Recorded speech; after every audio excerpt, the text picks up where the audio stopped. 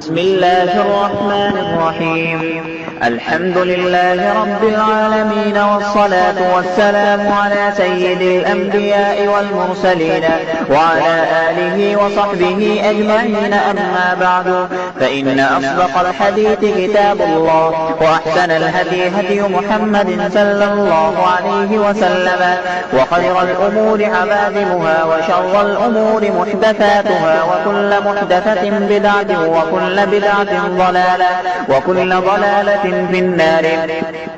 وبالسند المتصل منا إلى الشيخ الإمام الهمام الحافظ الحجة أمير المؤمنين في الحديث أبي عبد الله محمد بن إسماعيل بن إبراهيم بن المغيرة بن بردزبة الجعفي اليماني البخاري رحمه الله تعالى.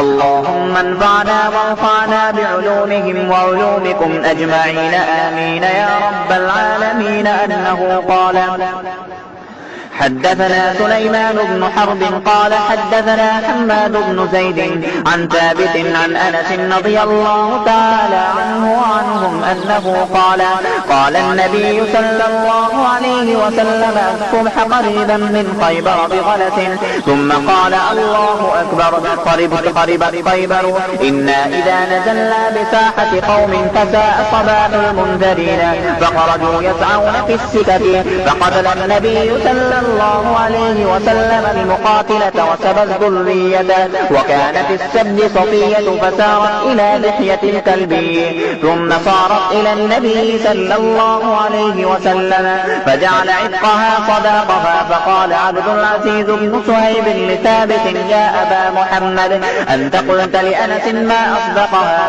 فحرك ثابت رأسه تصديقا له.